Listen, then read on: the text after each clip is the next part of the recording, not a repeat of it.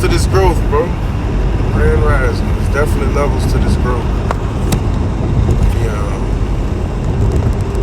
Having a process. And remember, happiness is a choice. Like, I still choose to be happy about my future and happy about things working that are working in spite of so many tumultuous things being thrown at me all at once. Yeah, you know what it is. I don't know. I stopped working with this one publicist because they tried to change me to fit a mold, and it didn't make sense. When I'm a firm believer, and I'm in sales, and I've been in sales most of my life, I feel like a good salesman sells anything, and not anything in the sense of, will sell anybody anything, but saying they have the ability to. Now, because I'm great at what I do, I choose to sell something that changes lives, right? Like, I choose to do something that impacts people's lives for the good. Now, what the dude told me, I don't want to see you doing lives listening to rap, and I don't want, you gotta move like this. And I'm like, okay, I understand certain movement, but no, I'm not gonna all of a sudden be popping up at people's bars to make them press. Like, that's weird to me. Like, and I'm not gonna all of a sudden not listen to music I enjoy because I want to convey a certain image. I get it to a certain degree. You guard and protect your personal life. Get out this tunnel. I'm sure I'm skipping. All right. Why Big Nate? I heard that new track. I like it. I like it a lot, man. What I'm saying is, I understand being, PC, politically correct, being presentable, and presenting yourself in a certain way for public view, and keeping certain characteristics guarded and out of sight. Cool, but to manipulate who you are, if you're not a kind person, pretending to be a kind person to me is fraud. If your intentions and your motives are to get all you can get out of people, that you come off as your family and your blessing, and to me that's fraud. I don't care what you selling, I don't care what you doing. But if you are the type of person who's truly intent on helping and blessing people, I feel like it's fraud if you don't present that. If you don't present yourself that way. I feel like if you choose to not bless and help people, then it's fraud. If that makes any sense. Because this world is weird. This world to have you not helping and not blessing, because so many people are so grimy. They're so grimy. It be the people you bless and want to intend to help and look out for the most that come through and really break your trust and disappoint you. But their level of grimy shouldn't take you away from your true mission of being a blessing, right? I have to, sit on that information. But in the same regard, you got to know who you are, because they always listen. We know this now because we can talk and have a conversation and then go on our phone and see advertising is related to what we spoke about, whether it was needing a product or wanting a product. See, those words trigger things. Looking, man, look, it's weird, but they own us. They own us. They want every piece of dime they can suck out of us through every way, right? And so we have to be formulating a plan and moving in a way to where we use the same tools that they're using to bless us. So if they've created a marketing mechanism that allows you to draw in a high revenue just by being able to put dollars in it and push it in a certain capacity, well, the idea then is to duplicate. Is to duplicate and modify and implement it into your system, your infrastructure, your ecosystem. See, your financial ecosystem has to consist of an entity that allows you to keep some money. Like, you can't just be a parking spot for money, as most business owners, most people are. Believe it or not, we say family, but every family is a business. Now, are they doing good business? Are they moving as a business? Most likely not. But when the ones that are doing really well, the names we represent and put on our back are most likely family names in most regards, So just in that aspect, it's like, okay, so how do I fortify my small little group to make sure we're keeping some of the money we're making versus being a parking spot for it?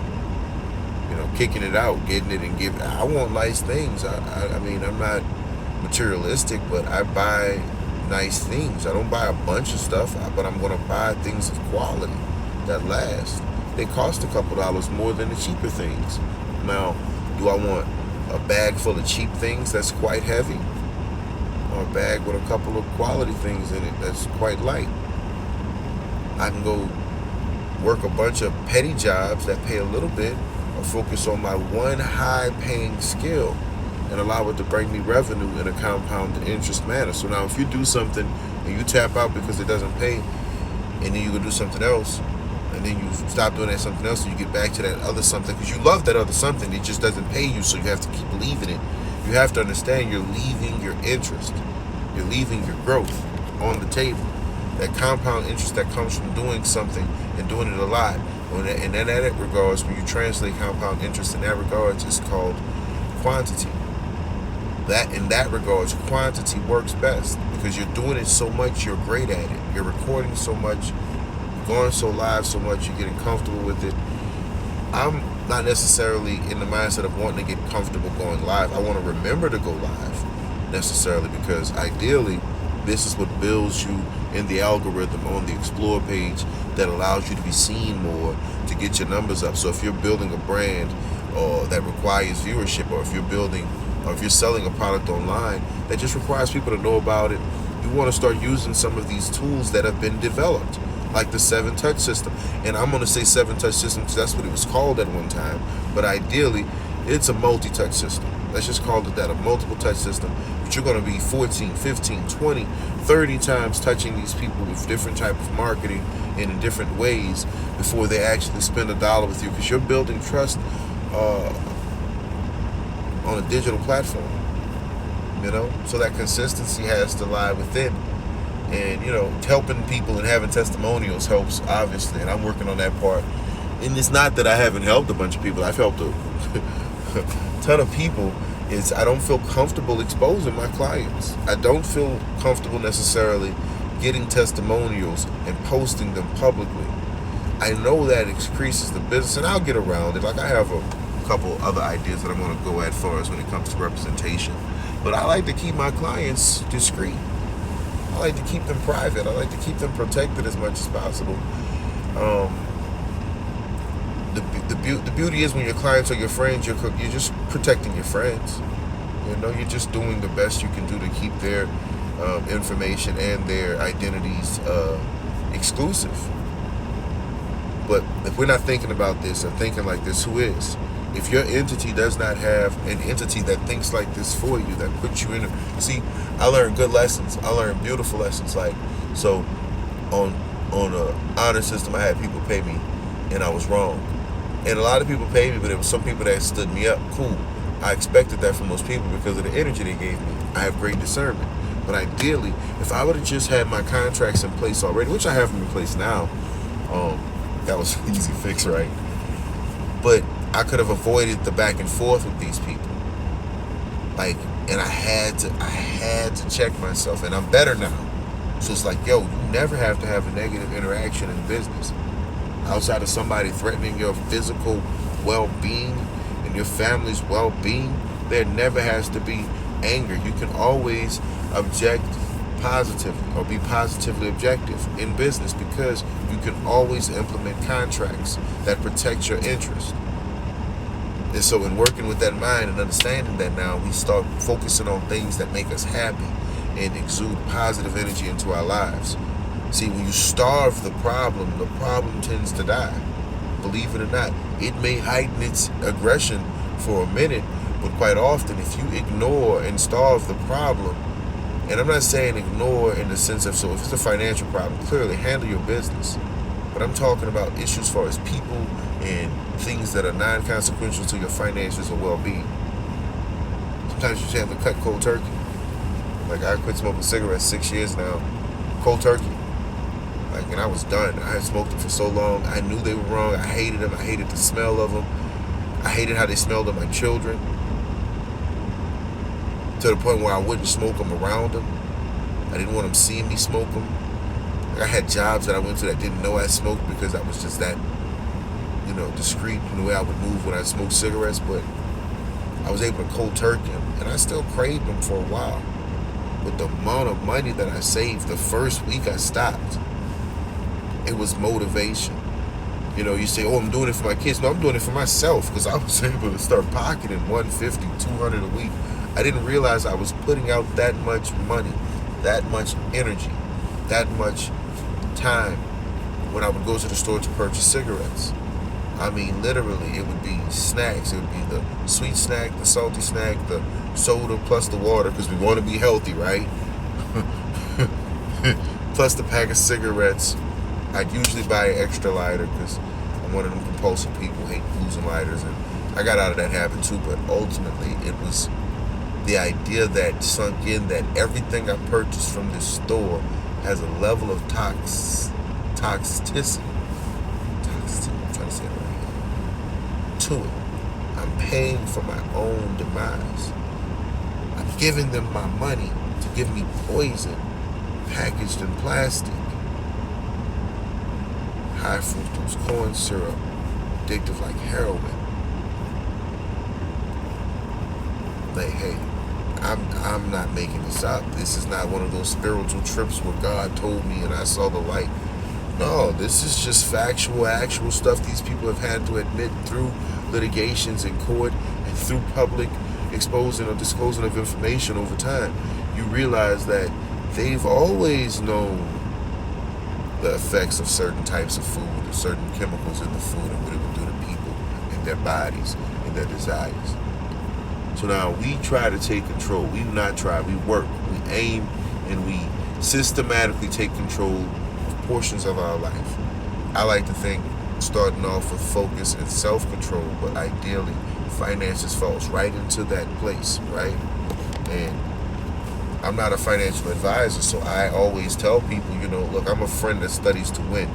So if I consider you someone I care for, I want to tell you what I'm doing to win. Maybe this information works in your life. Maybe you can implement it in a way that works more savvy than what I'm doing. And now you've blessed me because you had the aptitude. Grand rising, big dog. But if we're not sharing the information, if we're not having the conversations, if we're not communicating, we don't know who knows what and what information works in what capacity. If I have to charge you to learn it,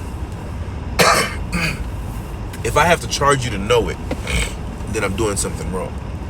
But you should be happy to pay to learn something that you're going to implement for financial gain. See, when I went to college, and it was the same thing as with insurance. It was like, why are you giving me all this extra information? Why aren't I just learning about insurance? Why aren't I just learning about engineering? The Navy was keen on that, and that's why I had that mindset. When you go to military A school, outside of what everybody gets from boot camp and they tell you about the military background, literally when you go to A school, every day is about your job. There is zero fluff. It's crazy. It's like, so if that's your only form of real disciplined, organized education, you believe that it's like that everywhere and this is how people become exceptional at what they do. But in actuality, it's not like this everywhere. So when you go into workplaces and you implement that level of work ethic, you outshine people.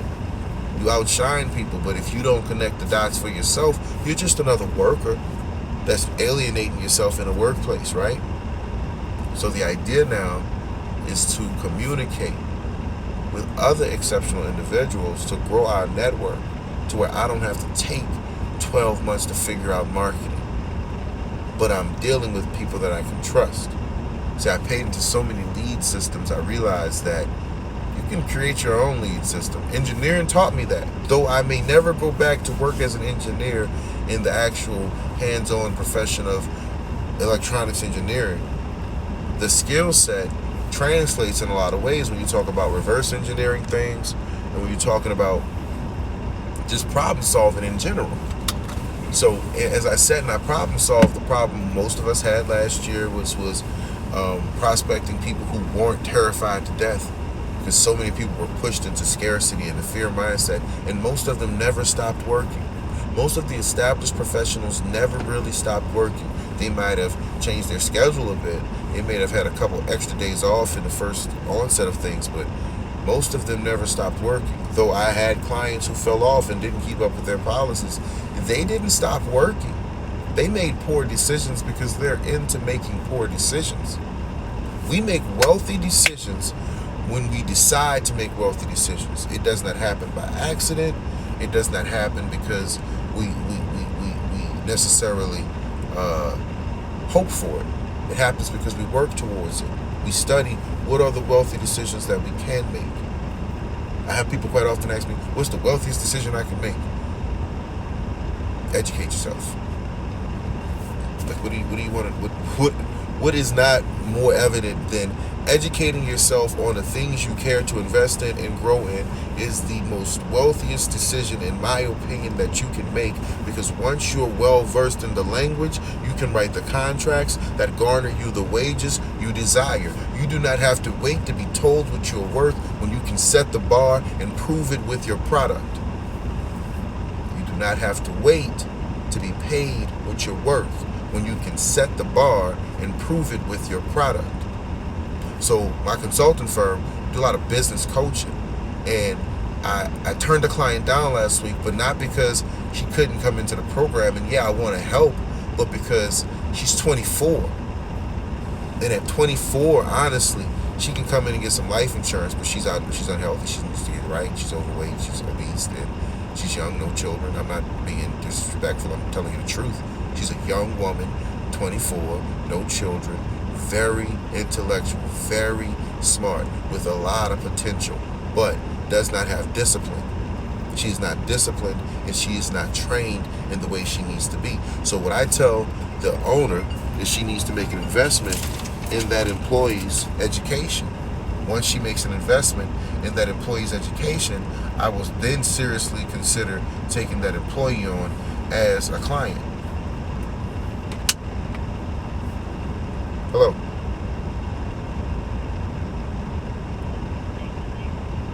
Max is speaking.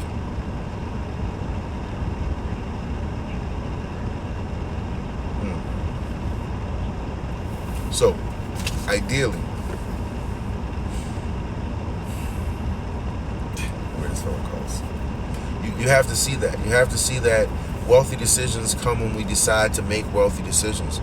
When we say, let me educate myself in the thing that I want to do. Like, even with the life insurance, I've had cats that turned me down, didn't want to talk to me at all, and it took the person they trusted, someone I did not know, to bring up and be talking about life insurance and banking policies and how the banks do it and why these corporations buy tens of billions of dollars in life insurance. And then he comes back and he's affluent. He's affluent in a way, and he has his own thing bubbling, and it's beautiful. I love the growth in it. But then it's like, hey, this is the piece I've been missing. Because I'm going to tell you, there's, in my opinion, several types of people making money, but three in particular. One who doesn't make enough money, so they don't think about these type of things. They can't afford it, so guess what? They're in a poverty, scarcity, tight pocket mindset, and they're not really considering these things. And then there's the large group of people who are making decent money, but ideally don't have the time or aren't informed enough to make the best decisions with their money. They're hitting ceilings with their resources. Like, literally, like saving up $10,000 a year just to blow it on a vacation.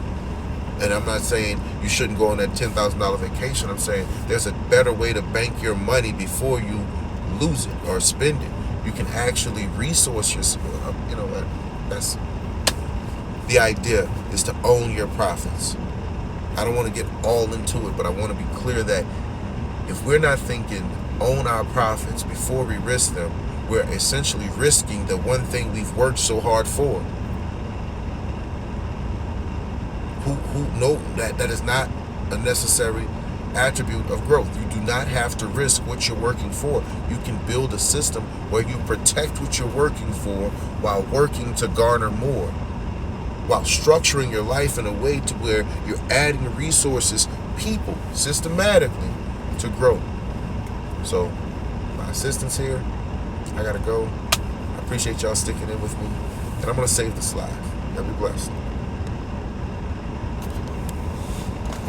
Sydney!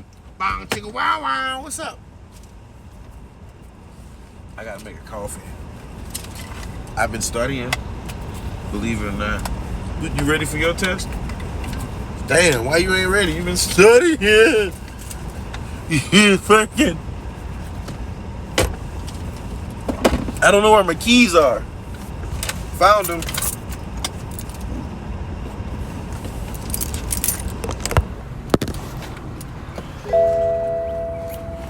So look. Yuck.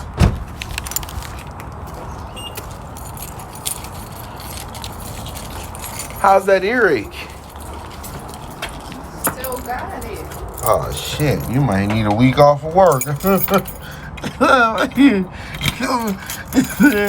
She's in pain. Oh yeah. They didn't give you no medicine? Yeah, she gave me some allergy medicine, like Zyrtec. Oh. Nasal spray. I guess she's trying to get rid of Yeah, that's most possible. Yeah, thought it looked sleek, had a little leather on it. I said, look at this little bitch.